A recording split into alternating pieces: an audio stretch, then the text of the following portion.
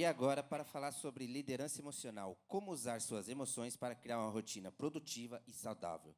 Ela que é facilitadora e mentora em saúde mental, felicidade corporativa e culturas colaborativas. Convido ao palco Paula Rossi.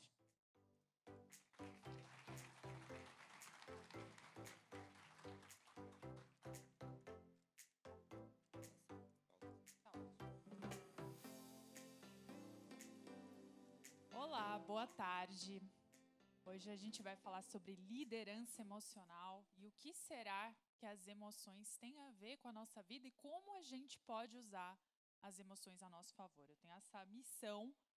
Eu sei que está todo mundo aqui pensando mais nas competências técnicas que cada um precisa desenvolver dentro da sua engenharia, como se preparar, como se destacar.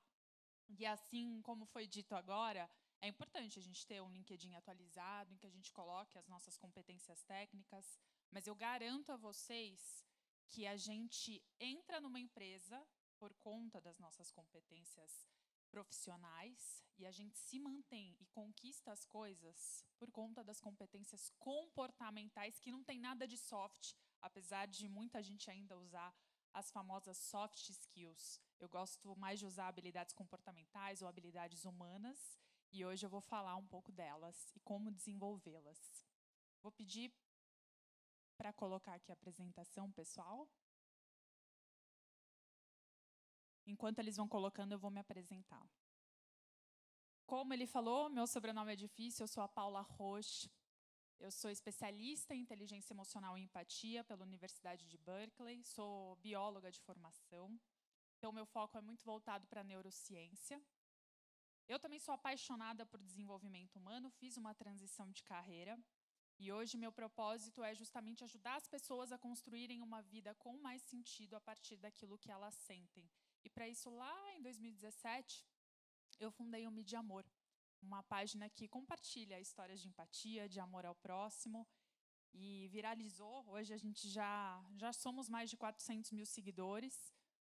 E por conta do poder dessas histórias, eu quis ir além, levar isso adiante. E por isso que eu fiz a Escola Mídia Amor, para compartilhar esses conteúdos de uma forma didática, porque eu vejo que muito se fala sobre inteligência emocional. Mas como, de fato, a gente pode praticar a inteligência emocional no nosso dia a dia? É difícil, às vezes, conceber. Tem gente até que acha que isso pode ser um dom, uma capacidade para poucos. Talvez só alguns já tenham o dom da comunicação, tenham nascido com isso. Mas não, o bom é que o nosso cérebro ele tem uma capacidade plástica. O nosso corpo não é uma máquina, nem o nosso cérebro. E a gente pode aprender a usá-lo a nosso favor e se adaptar para construir rotas neurais cada vez mais benéficas para o caminho que a gente quer construir. E hoje eu espero que vocês saiam daqui já com essa luz de como construir rotas cada vez melhores. Então aqui é um pouco sobre mim. Eu também sou LinkedIn Top Voice. Depois vocês podem se conectar comigo lá. Eu gosto muito, eu tenho como missão mesmo espalhar a mensagem da inteligência emocional, e eu faço isso sendo colunista da Vida Simples, também tenho um podcast chamado Cuidando de Você, e essa aqui é a minha página para quem depois quiser se inspirar e ter um novo olhar nas redes sociais, porque notícias ruins e fofoca a gente tem bastante, e são poucas páginas que compartilham histórias boas, e essa é a minha missão. E eu quero começar propondo uma reflexão. Quem aqui já surtou na vida? Eu vou explicar o que é surtar. Surtar é você ter uma reação explosiva que você não se orgulhou, que de repente você falou algo ou fez alguma coisa que você se arrependeu. Quem aqui já surtou na vida? Acho que todo mundo, né? Quem aqui já surtou esse ano? Todo mundo. Quem aqui já surtou nesse mês? Está no começo. Hoje, alguém já surtou? Alguns. E aí a gente pensa, então, que as emoções são algo ruim, que atrapalham a gente, fazem a gente surtar, perder o equilíbrio. Agora, a gente pensa assim, quando a gente está apaixonado. As decisões que a gente toma é muito diferente do que quando a gente está com ranço de alguém, por exemplo. Quando a gente está feliz, a gente toma um tipo de decisão. Quando a gente está triste, com raiva, a gente toma outro. E agora, quem aqui já tomou decisão ruim porque as emoções atrapalharam? Acho que todo mundo, né? Às vezes a ansiedade, você estava muito ansioso, você se atrapalhou e tomou uma decisão que você não queria e depois se arrependeu, ou apaixonado também, né? Não é à toa que falam que o amor é cego, porque muitas vezes no calor da paixão a gente age no impulso, e não só na paixão por pessoas, mas às vezes a gente gosta e quer tanto uma coisa que essa impulsividade faz a gente se arrepender. E aí a gente fica com a sensação, então, que é isso, as emoções são algo de fato ruim.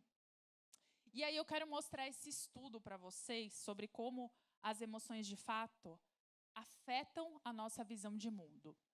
Existe um cientista emocional, que ele é diretor do Centro de Emoções lá de Yale, chamado Mark Brackett, e ele fez essa pesquisa com 2 grupos de professores.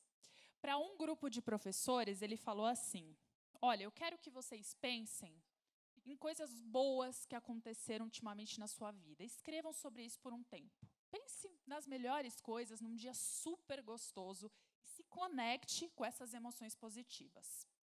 Para outro grupo de professores, ele deu outro desafio. Eu quero que vocês pensem num dia muito ruim. Pense em tudo de ruim que aconteceu, se conecte com essas emoções e fica aí nesse estado emocional.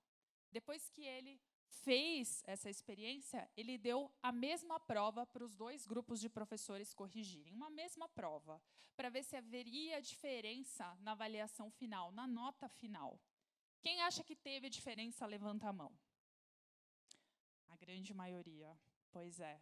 Será que os professores, talvez mais felizes aqui, teriam avaliado melhor? Teriam. Deu uma diferença de 1 a 2 pontos na avaliação. Eles ficaram mais tendenciosos a verem as respostas como não tão erradas assim. E o curioso é que quando o Mark perguntou, o pesquisador perguntou para os 2 grupos, mas vocês acham que as emoções afetaram da forma como vocês avaliaram? 90% falou não, que eles não perceberam o quanto que as emoções estavam interferindo na hora deles corrigirem a prova. E aqui é uma pesquisa com professores, mas se a gente pensar, vocês que fazem projetos, qualquer coisa que vocês forem fazer e trabalhar, o estado emocional de vocês interfere no foco, na atenção, na memorização, interfere nas relações, naquilo que vocês vão considerar ou deixar de considerar. Então, de fato, a gente precisa prestar mais atenção nesse universo que está acontecendo aqui dentro da gente. E é isso que eu chamo de autoconhecimento emocional. Vocês vão perceber que as emoções são a grande chave para isso que está todo mundo falando e que parece meio abstrato de fazer, que é praticar o autoconhecimento. E eu quero saber, então, já que todo mundo aqui já surtou na vida, muitos já surtaram até hoje, quem acha que tem uma boa estratégia para conseguir liderar as emoções? Ou seja, quando vocês estão prestes a surtar, vocês conseguem fazer algo para retomar o equilíbrio e ter a melhor reação possível. Quem acha que tem uma boa estratégia pode levantar a mão. Alguns têm. Quando eu faço essa pergunta nos meus treinamentos, normalmente eu ouço assim: ah, Paula, eu pratico exercício físico, eu bebo, eu faço compras, eu ligo para algum amigo. Toda vez que eu preciso me equilibrar, eu recorro a uma dessas coisas. E normalmente são coisas que a pessoa faz fora do trabalho, no tempo livre. Às vezes eu ouço muito também, eu faço terapia. E aí eu fico pensando, a pessoa tem que esperar a semana toda para encontrar com um psicólogo, e terapia é ótimo, mas ela fica dependente disso para ela conseguir se equilibrar. E na hora da raiva, e na hora que ela está prestes a explodir? Será que na hora que ela está prestes a explodir também o chefe fala alguma coisa que ela não gosta, já que ela faz exercício físico para se equilibrar? Ela vai lá, dá uma corridinha na hora, faz polichinelo e fala, calma lá, e para responder da melhor forma? Isso não é muito eficaz. O que será, então, que a gente pode fazer para conseguir retomar esse equilíbrio e, de fato, liderar aquilo que a gente sente? A gente precisa começar a ter estratégia cognitiva, ou seja, usar a mente a nosso favor. E algo realmente precisa ser feito, porque quando a gente olha as estatísticas aqui, a gente vê que em 2022 o Brasil não ganhou a Copa, mas infelizmente ganhou o ranking de país mais ansioso do mundo. Também em 2021, ano pós a pandemia ter começado, houve um recorde de divórcios aqui no Brasil, porque as pessoas ficaram mais em casa e perceberam que elas não conseguiam se relacionar. Também tem um Instituto Gallup, que é super famoso, e ele todo ano fica percebendo como que as pessoas estão se sentindo, se elas estão engajadas ou não no ambiente colaborativo. E toda pesquisa, esse número aumenta aqui. Na última, 60% dos trabalhadores eles não têm esse engajamento emocional com o trabalho, ou seja, eles trabalham, mas não têm senso de sentido, de propósito, não gostam do que fazem, se sentem vazios. E o pior é que a gente vê que 71% das pessoas não buscam, não têm tratamento adequado, seja por não buscarem, seja por não terem acesso, por falta dos seus privilégios, ou por acharem que isso não é importante, ou por deixarem para depois. Quantos de nós será que não deixamos para depois? Depois a gente resolve os problemas emocionais. Depois eu busco inteligência emocional. Agora eu preciso focar na minha carreira. Depois eu faço exercício, depois eu me cuido. Agora eu preciso focar nisso. E eu sei que é um pensamento real, quando a gente não tem privilégios, a gente precisa correr mais atrás disso. Mas eu quero mostrar para vocês que dá para buscar inteligência emocional enquanto você se desenvolve e que isso vai te ajudar a ir muito mais longe, até mais rápido. Pode parecer que não. Mas o meu desejo é que ninguém aqui faça parte dessas estatísticas, pelo menos não conscientemente. E eu quero mostrar para vocês, então, um caminho para vocês conseguirem construir essa vida mais leve e mais equilibrada. Então, eu vou convidá-los agora, já que a gente vai fazer esse mergulho nas emoções, a vocês trazerem presença para o corpo. Vocês estão muito na mente, ouvindo várias palestras incríveis. Eu quero convidá-los a se conectarem com o corpo respirando. A respiração tem muito poder e eu gosto de um método que chama respiração quadrada, em que a gente inspira por 4 segundos, podem inspirar profundamente. Segura por 4 segundos sem soltar. Depois pode soltar por 4 segundos pela boca. 1, 2, 3, 4. E prende por mais 4 segundos. 1, 2, 3, 4. Estamos presentes. A mente fica toda hora contando histórias, julgando o mundo, tentando perceber o que está acontecendo. E isso gera muitas emoções e sentimentos dentro da gente. Se a gente conseguir ficar mais presente, acalmar esse ritmo da mente, a gente consegue também perceber melhor o que está acontecendo dentro da gente e tomar decisões melhores. Eu quero saber, já que a gente está aqui no CREA, eu sei que tem muita gente que se considera, de repente, mais racional e não gosta tanto das emoções. Mas eu quero saber aqui quem que se considera uma pessoa mais racional. Levanta a mão. Poucos até. Quem se considera, então, mais emocional? Os emocionados. A maioria. Pois é. Eu vou falar que vocês deveriam ter levantado a mão nas 2 vezes que eu fiz a pergunta, porque todos nós somos racionais e emocionais. E, na verdade, a gente só é racional porque primeiro fomos emocionais. Como assim? Existe no nosso cérebro uma parte focada só para perceber as emoções, que é chamada ali de cérebro límbico, aquela parte se chama subconsciente. Ela está abaixo da área responsável pela nossa consciência. Esse cérebro límbico ele também está presente em outros mamíferos, em outros animais. Então, quem aqui tem um pet, cachorro, gato, sabe o que eles sentem? Sentem medo, sentem raiva, sentem alegria. Eles conseguem sentir. Agora, alguém aqui já percebeu se o cachorro está ansioso já nessa época, porque daqui a pouco está chegando ano novo e vai ter fogos, e ele não gosta de fogos, ele fica com medo e ele já está com essa ansiedade? Ninguém, né? A não ser que você tenha feito uma projeção.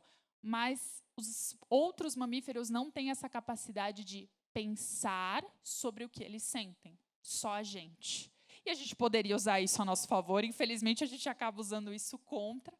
Mas é isso que é inteligência emocional. É ser capaz de perceber aquilo que a gente sente e, a partir disso, escolher tomar decisões melhores. E aqui o nosso componente racional é essa parte do cérebro que é famosa, que é quando a gente olha uma foto do cérebro, a gente olha todas essas curvinhas aí, isso é chamado de córtex, que é o conceito de casca mesmo.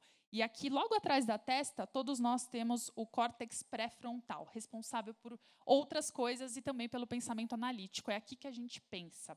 Só que, assim, esse desenho aqui está bem bonitinho, separado. Obviamente que o cérebro não é assim. ele não é todo coloridinho, né? Ele tem muitas conexões. Inteligência emocional, quanto mais você tiver conexões entre a parte do cérebro emocional com o cérebro racional, maior vai ser a sua inteligência emocional. E você fala, Paula, ferrou, eu acho que eu não tenho conexão nenhuma. Calma, que é aí que eu falei que dá para a gente praticar e desenvolver através dos nossos hábitos. Então, eu quero encorajá-los a ter hábitos melhores para praticar isso no dia a dia. Afinal, como eu já falei para vocês, aí estão algumas coisas que as emoções influenciam, ou seja, absolutamente tudo. Porque sabe quanto tempo do nosso dia a gente sente? 24 horas. A gente está toda hora sentindo coisas, mesmo enquanto a gente dorme, a gente está nesse estado. Né? Quem tem sonho, às vezes, acorda assustado. Então, elas influenciam em absolutamente tudo. Desde a nossa performance, nossa memória, nosso foco. Quem aqui está com problema de memória, talvez você esteja muito ansioso, talvez você esteja tão sobrecarregado emocionalmente e pouco presente, que as suas emoções estão toda hora lá no futuro, não estão aqui. E aí os detalhes do presente passam despercebidos e você fica com menos memória. Isso interfere também nas suas relações. É só você lembrar de um dia que você estava se sentindo mais triste. Você conseguiu interagir da mesma forma num dia que você está mais alegre, mais animado? É diferente. Imagina se aqui, eu acabo de receber uma notícia ruim, eu subo para cá e não consigo fazer meu equilíbrio emocional. Eu vou falar assim, e aí ninguém vai prestar atenção. Então, afeta em absolutamente tudo, como a gente se expressa, como a gente se comunica para o mundo, e principalmente na nossa saúde física e emocional. Porque muitas vezes a gente tem a tendência de separar. Eu vou cuidar da minha saúde mental e depois da minha saúde física, mas uma coisa interfere na outra. Porque assim como eu expliquei para vocês, ali na nossa parte do cérebro, toda vez que a gente pensa em algo, a gente também gera uma cadeia hormonal. A gente interfere no metabolismo do nosso corpo. E cada sentimento interfere de um jeito diferente. Se você sente tristeza, o que acontece com a sua energia? Sobe ou desce? Desce. Então, você afeta uma cadeia de hormônios que tira essa energia para você ficar mais quietinho. E se você sente raiva, o que acontece? A energia sobe, porque a raiva faz isso. E para cada emoção vai ser uma sequência hormonal diferente, vai ter um efeito diferente. Por quê? Porque cada emoção tem um propósito. Então, a gente já está chegando aí, afinal, no que são elas, o que são as emoções. Vamos pensar no significado da palavra emoção. E vem de dentro, moção, mover. Então, é algo de dentro que te move para você fazer algo. E, às vezes, a gente faz alguma coisa que a gente se arrepende. Mas a ideia é fazer algo que possa levar ações construtivas para a gente e para os outros. E as emoções são curiosas porque elas duram até 40 segundos. Quem aqui assistiu Divertidamente? Agora eles vão fazer a sequência 2 do filme. E na primeira sequência eles colocaram as 5 principais emoções. E esse filme foi feito por cientistas emocionais, tem muita ciência por trás. E nessas 5 principais emoções que estão aqui, a alegria, o medo, a raiva, o nojo, a tristeza, quantas são gostosas de sentir?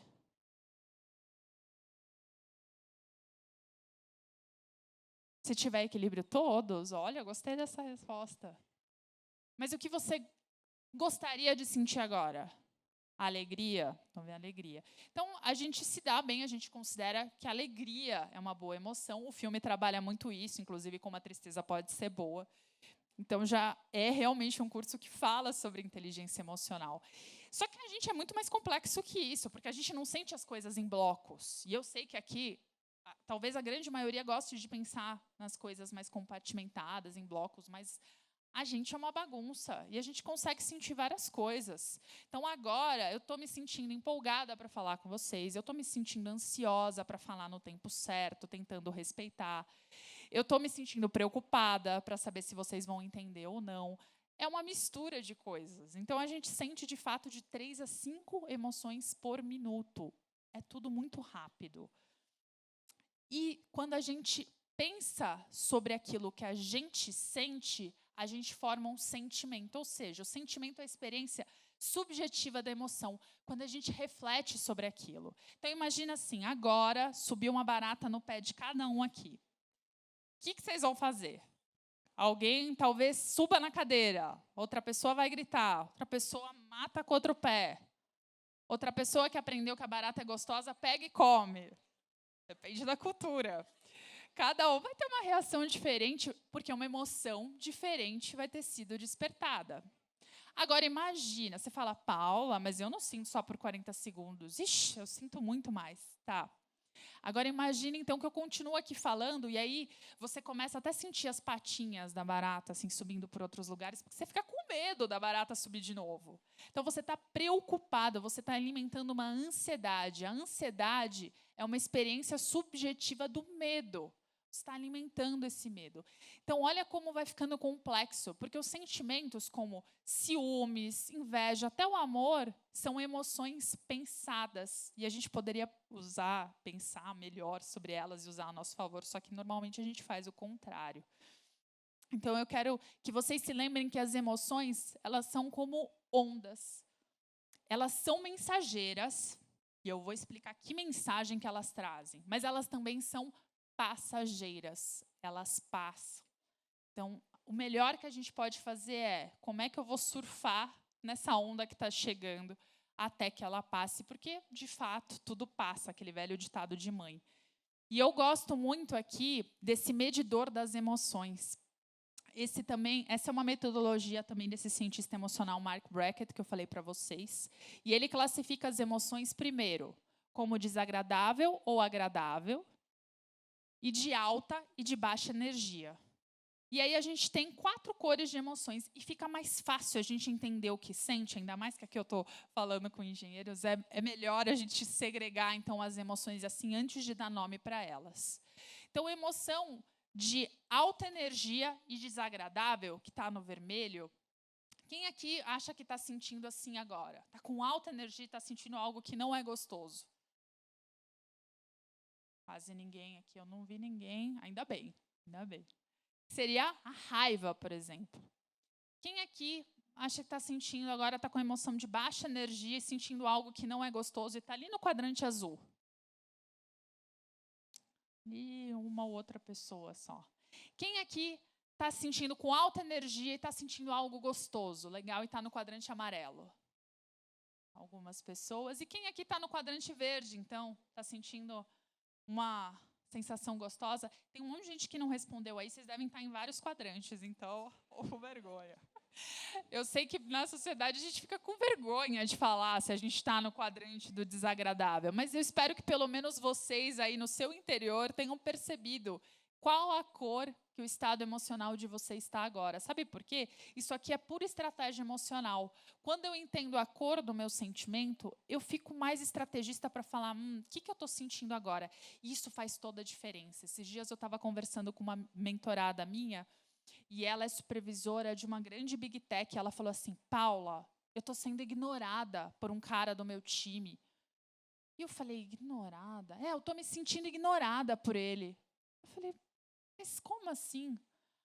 Eu estou pedindo uma informação e ele não me passa. Eu falei, o que isso está gerando em você? Isso está me gerando frustração, está me gerando tristeza. Então, ela foi nomeando e, a partir disso, ela tirou o poder dele, das emoções que ela tinha, para se compreender melhor e para perceber que aquele ignorada, humilhada, manipulada, que às vezes a gente usa, é um rótulo que a gente põe no outro e a gente entrega o poder da nossa emoção para outra pessoa.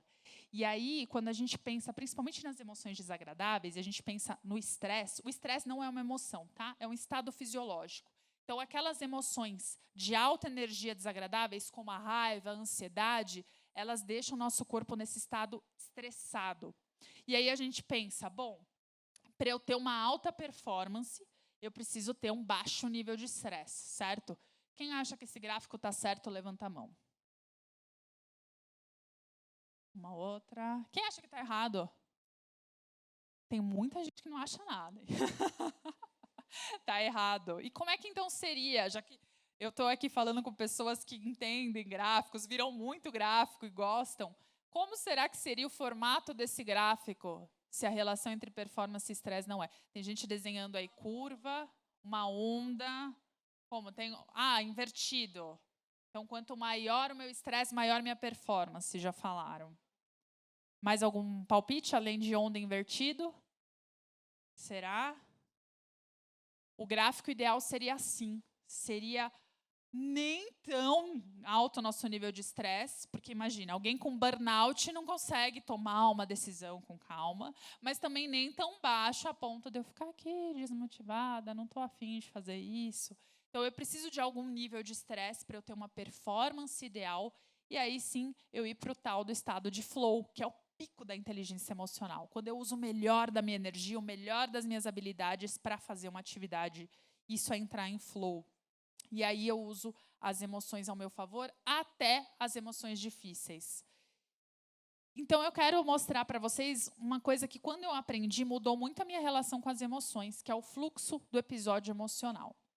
Então, tudo começa aqui, na condição anterior. Eu estou aqui e aí, de repente, acontece um evento, que pode ser a barata que eu falei, mas pode ser também alguém gritando comigo, aquela mensagem de texto já me cobrando logo pela manhã, ou o trânsito de São Paulo, que não é fácil. Isso acaba ativando uma base de dados dentro da minha cabeça, dependendo das pré-condições que eu estou. Então, eu vou começar rapidamente, minha cabeça vai processar as informações, e isso vai mudar o meu estado psicológico e o meu estado físico. Então, imagina, eu estou aqui no trânsito, alguém dá uma cortada na minha frente com um carro. E aí eu falo, cara, que filho da mãe, não é possível, tá me atrapalhando, eu tô atrasada, cara folgado e tal. E aí eu começo a pensar sobre isso e eu já tô atrasada, então minhas pré-condições são piores. E aí eu buzino, minha mente fica uma bagunça, eu já mudo o meu corpo, né, fico com uma raiva. Então, ali a ação, desejo e atitude que eu vou ter provavelmente vai ser destrutiva. Eu vou fazer uma coisa que eu posso até me colocar em perigo, colocar outra pessoa em perigo. Começo a dirigir, depois com mais raiva também. Agora, se eu estou nesse mesmo evento e de repente eu faço algo, que a minha sábia mãe sempre me orientou, fala, pensa que o outro está com pressa, está precisando ir para o hospital quando ele estiver cortado, para você não ficar tão nervosa no trânsito. E aí, quando eu penso nisso, eu falo, bom, a pessoa pode estar com muita pressa. E aí você regula e você pensa outras coisas, você fala, não vou pegar isso para mim. Você muda o seu estado emocional e muda até a sua ação. E isso serve para absolutamente tudo. Então, quando a gente se pergunta quem pode nos salvar e quem pode ativar essa inteligência emocional na gente? Cada um de nós. De repente, alguém te fez algo que de fato foi responsabilidade do outro. Só que, apesar de não ser sua culpa, só você vai poder levar essa bagagem emocional e decidir o que fazer com ela daqui em diante. Então, a gente tem poucos poderes de escolha na nossa vida. E a gente fica tentando mudar o outro, tentando mudar a situação, tentando mudar o mercado. E a única coisa que a gente pode focar na mudança são os nossos pensamentos e o foco que a gente dá a eles, a não ser quem tem aí TDAH, que aí consegue ter um pouquinho menos de foco, e tem que ser um TDAH diagnosticado, não pelo TikTok. E também foco no comportamento, né? O foco no comportamento a gente pode. Então, naquela ação que a gente vai ter, qual ação que a gente pode ter a melhor, eu posso decidir, mesmo que eu estiver muito nervosa, se eu usar alguma técnica de respiração, pensar sobre minha emoção, eu consigo mudar a ação que eu vou ter. Então, lembrem-se desses 2 superpoderes que nós temos. E vamos, então, fazer um teste aqui nos minutos finais. Cada um. Eu quero que vocês pensem num desafio que vocês estão passando na vida de vocês, que desperta emoções desagradáveis, assim, que está difícil de lidar. Pensa. Pensa aí. Todo mundo conseguiu pensar? Já vem na hora, né? Pensa em que tipo de emoção, qual a cor desse estado emocional que isso desperta dentro de você. Se está amarelo ou verde, está errado, né? Porque desafio tem que despertar alguma coisa que seja desagradável. De repente, alguma tristeza que te leve para o azul, ou raiva, frustração, ansiedade que te leve ali para o vermelho. Então, a gente vai fazer 3 exercícios. E, gente, isso é inteligência emocional da forma mais pura, aplicada e simples que eu posso explicar para vocês, já que a gente não tem muito tempo. Então, assim, primeiro eu entendo que sentimentos e emoções eu estou sentindo. Porque isso faz diferença. Se eu percebo que eu estou sentindo ansiedade, a minha estratégia vai ser muito diferente do que se eu estiver triste ou do que se eu estiver com raiva. Eu preciso entender isso. E a partir desse sentimento, lembra que eu falei que as emoções são mensageiras? Elas são mensageiras de necessidades. Ou seja, quando eu estou sentindo emoções gostosas, é porque eu estou com as minhas necessidades atendidas. Se eu estou sentindo emoções desagradáveis, é porque minha mente está falando que falta algo. Não necessariamente falta, mas essa história que minha mente está me contando. Então, o que será que eu preciso? Essa é uma pergunta de pura inteligência emocional. O que será que eu preciso agora? Tenta entender. E não é, eu preciso que o outro me fale isso, eu preciso que o outro faça isso. Você entregou para o outro o seu estado emocional de bandeja, por mais que dependa, às vezes, dele na nossa mente. O que você pode fazer? E aí a gente vai para a terceira etapa. Que estratégias, então, eu posso ter para atender minhas necessidades? Se eu estou muito ansiosa, porque meu desafio é arranjar um emprego agora, que me dê mais segurança financeira, porque eu preciso de segurança financeira, de repente, eu encontro estratégias que eu consiga me manter até que esse emprego apareça. Eu consigo ser mais criativa do que se eu ficar só à mercê daquele estado emocional. E aí tem uma técnica que eu gosto muito, que é, eu falo que o papel tem poder mágico. Escreva um círculo, e nesse círculo você escreve todos os seus motivos de preocupação. Então, imagina agora que eu estou preocupada, que eu vim preocupada. Ai, meu Deus, será que aqui a minha palestra vai ser boa? Será que vocês vão gostar? E se acontecer alguma coisa? E se a apresentação não passar? E se eu me acidentar? E se eu pegar muito trânsito? E não sei o quê? Vou colocando todas as minhas preocupações. E aí, depois eu faço um círculo menor e eu divido essas preocupações. Então, aqui no círculo de fora, eu coloco tudo aquilo que eu não tenho poder de ação. Tudo aquilo que está fora do meu controle. Acabar a luz, se de repente a apresentação falhar aqui nos recursos audiovisuais. Isso não está no meu controle. O que está no meu controle? Está no meu controle eu me preparar, sair mais cedo, rever o material, passar para o pessoal, perguntar se tem cronômetro e tal. E garantir que todo o meu estudo seja feito aqui de forma didática. Agora, se vocês estão gostando, isso não está no meu controle. O que eu posso fazer é dar exemplos cada vez melhores. Eu perceber, putz, já falei disso, eles gostaram. E eu estou dando só um exemplo aqui para vocês perceberem que vocês podem fazer isso com tudo. Ficou preocupado, ansioso, a ansiedade hoje, que todo mundo tem pavor e acha que é uma coisa ruim. A ansiedade serve para nos alertar de riscos. Use essa ferramenta quando você estiver se sentindo muito ansioso. É simples, gente, não custa nada. É só desenhar e depois, no começo, você precisa escrever. Depois, lembra das rotas neurais, as conexões que eu falei? Isso vai ser automático. Hoje eu já faço isso na minha cabeça. Isso é desenvolver inteligência emocional. É pensar sobre suas emoções e como ter reações melhores. Parece bobo, mas é que requer um certo esforço. E requer, às vezes, a gente lidar com dores que a gente não está afim. Porque algumas emoções causam essa dor emocional. A culpa, a ansiedade, a tristeza causam uma dor emocional. E a gente precisa ter essa coragem, entendendo que quanto mais eu acolher essa dor, eu não vou sofrer por sofrer. E aí, uma última ferramenta que eu quero passar para vocês é definirem uma persona que faz escolhas ruins no seu dia. Então, quando a gente pensa sobre as nossas emoções, isso é chamado de metavisão ou metacognição. Ou seja, toda hora que eu estou aqui, eu falo, o que a Paula está sentindo? O que a Paula poderia estar fazendo agora? E parece bem infantil, a gente fala com criança assim. Só que eu consigo me desassociar um pouco desse desafio que eu estou vivendo e não ficar imersa nas emoções, falando, ai meu Deus, isso só acontece comigo, por que comigo? Eu me afasto um pouco. E é melhor ainda quando eu dou um nome para essa persona. Por exemplo, a minha persona dramática chama Maria do Bairro. Toda vez que eu estou muito vitimista, eu falo, Maria do Bairro, dá uma segurada, para de ficar pensando nos piores cenários possíveis. E também o bom humor ajuda a gente a ativar esse nosso lado de que, calma, lembra, emoção é uma onda, vai passar. O que eu posso fazer agora de melhor? E essas são só algumas estratégias. É claro que o que eu quero que vocês levem daqui, desse papo não, né? Mas vocês participaram bastante, eu fico feliz por isso. Eu quero que vocês comecem a perceber qual a necessidade que está por trás daquilo que vocês sentem. Como que vocês podem usar mais o corpo para terem esse autoconhecimento emocional. Quando a mente está muito ocupada, muito pensante, imagina que tem um elevadorzinho assim que desce da mente, do cérebro para o corpo. Começa a reparar como você se sente. Porque cada emoção manda sinais diferentes para o sistema digestivo, para o peito. E aí você vai começando a entender como você está se sentindo. E assim, gente, não existe saúde emocional se a gente não dormir pelo menos 7 a 8 horas por noite. É o clichê, mas é verdade. Dormir não é porque faz bem. Não, é porque garante a sobrevivência. É um processo homeostático. A gente precisa disso para se equilibrar. Então, quem dorme menos que isso, tenha como meta fazer mais higiene do sono, cuidar. Porque pode perceber, quando você está cansado, você faz mais compra, fica mais impulsivo, se mete em discussão que você não deveria ter se metido. Então, o cansaço faz isso com a gente.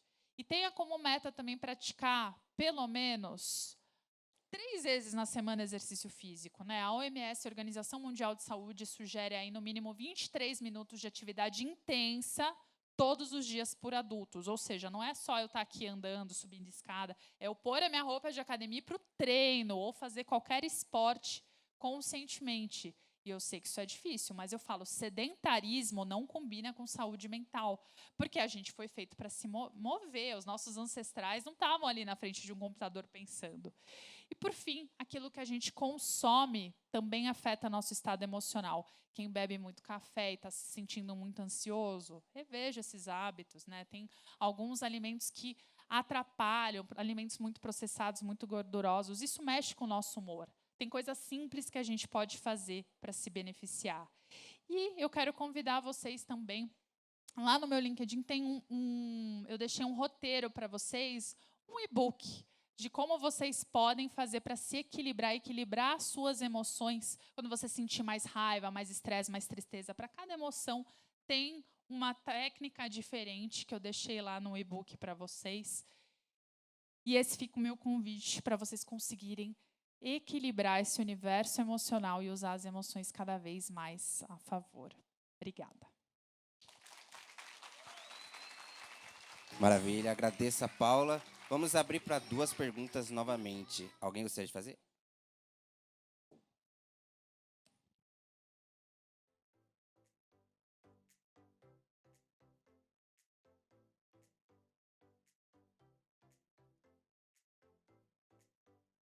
Boa tarde. Boa Tudo bom? tarde. Sou o Lucas. Eu estou lendo um livro sobre o poder dos hábitos. E eu queria que vocês falassem um pouco sobre isso. Sobre os hábitos no nosso comportamento, no nosso sentimento e tudo mais. Legal. Você está lendo do Charles Duhigg, O Poder do Hábito? É aquele amarelinho. Amarelo, é. É ele mesmo. Isso. Ele é fantástico, esse livro. Pois é, como eu disse, os hábitos, eles interferem em tudo que a gente faz. Então, pensa assim, ó. O nosso cérebro, ele é como se ele tivesse trilhas neurais, tá? Então, imagina que todos os dias você passa por uma mesma trilha. Aquilo fica de terra batida. Aquele caminho é conhecido, isso é o hábito. Então, você segue aquele caminho para chegar até uma recompensa. E aí imagina que você está seguindo caminhos que não te fazem tão bem, caminhos que te levam a sentir mais estresse, mais tristeza, ansiedade, você nem pensa sobre eles. Quando você entende, putz, eu posso acordar todos os dias e ao invés de já recorrer ao meu celular, que já me deixa num estado ansioso, eu vou definir a minha intenção, ou eu vou só respirar, ou eu vou fazer um alongamento, eu vou tomar um café da manhã gostoso, enfim, qualquer outra coisa, você mudar o seu hábito para se sentir melhor, é como se você estivesse traçando uma nova rota neural. Então, imagina assim, você, por exemplo, não pratica exercício físico e você decide praticar porque você entende que isso regula suas emoções. A primeira vez que você for para a academia, vai ser penoso, vai ser como se você fosse ali desbravando aquela mata da sua mente que está fechada. Vai requerer assim, um esforço gigantesco seu para você conseguir fazer aquele hábito pegar. Depois, quando você for fazendo mais outro dia, mais outro dia, mais outro dia, é como se aquele caminho ficasse mais batido e fica mais familiar para você. E o cérebro, ele gosta de hábitos. Por isso que esse piloto automático, não necessariamente ele é ruim, só que ele precisa ser usado a seu favor quando você toma consciência que seus hábitos estão sendo construtivos. Então, se você tem esses hábitos que equilibram, você também consegue se sentir mais seguro. E quando você se sente mais seguro, você desperta emoções agradáveis. E isso melhora o seu estado emocional. Tá bom? Oi, tudo bem? Não, aqui. Bom, eu sou diagnosticado com TAG, né? E dentre várias sessões de terapia, psiquiatria, entre outras coisas, foi me dito que na nossa juventude, né, atual, a gente sofre muito de excesso de futuro. Todo mundo um pouco tem ansiedade, um pouco de depressão, tristeza, essas coisas. E eu queria que você comentasse um pouco isso, a ansiedade na adolescência, na juventude atual. Legal. Para quem não sabe, o TAG é transtorno de ansiedade generalizada, que ele falou. E, de fato, essa geração, justamente porque, assim, com quantos anos você teve seu primeiro celular, por exemplo? Você lembra? Bem cedo. Pois é. Eu já sou um pouquinho mais velha, eu só tive na faculdade. Isso muda bastante. Por quê? Quando você já teve na infância, por exemplo? Então, essas gerações agora, talvez muitos de vocês que já tenham tido celular na infância, o celular ele é feito para despertar a ansiedade. As notificações, elas são desenhadas para chamar a nossa atenção. Por quê? Toda hora que você fica, ai meu Deus, preciso olhar meus e-mails, meu Instagram, tudo isso gera uma certa ansiedade, te rouba do tempo presente, e esse gatilho faz com que sua mente nunca fique aqui e você sempre queira mais, viciado em dopamina. Então, é um vício nas redes sociais que é muito automático e faz o tempo passar mais rápido, faz você... Por exemplo, essas gerações mais novas, existem vários estudos que mostram que estão lendo menos, não têm mais tanta paciência de ler um livro, de participar de reuniões longas, porque isso, de fato, está mudando a estrutura neural. Então, esses caminhos que eu falei, estão sendo construídos caminhos para mais ansiedade. Por isso que eu falo, não dá para a gente eliminar a tecnologia, ela faz parte. Não é à toa que eu construí uma rede social para as pessoas se sentirem melhores, porque é um movimento que a gente tem que fazer consciente. Só que é essa consciência que a gente tem que tomar. Restrição de telas é importante, porque, como eu disse, isso é feito para deixar a gente mais ansioso. Ter momentos de tédio é importante. Acostumar sua mente ao tédio, para que você consiga se familiarizar e não precisar ficar fazendo sempre alguma coisa. Só estar com você, sentindo o seu corpo, se percebendo, acostumar a ouvir pessoas que falam mais devagar, que hoje a gente quer também, às vezes, apertar botão das pessoas para falarem no 2.0, né? Tá falando muito devagar, aumenta. Porque é essa ansiedade que faz isso com a gente, só que não é positiva, a gente não dá o tempo das coisas. Então, como a tecnologia tem avançado, está tudo rápido. Micro-ondas, eu estou com fome, peço iFood, eu quero ir para algum lugar, peço Uber, não tem mais esse tempo de espera. A mente se acostumou com isso. Então, a gente precisa se acostumar com o tédio. Essa é a resposta. Não é muito fácil, mas é um bom treino. Maravilha. Muito obrigado, Obrigada. Paula, pela sua apresentação.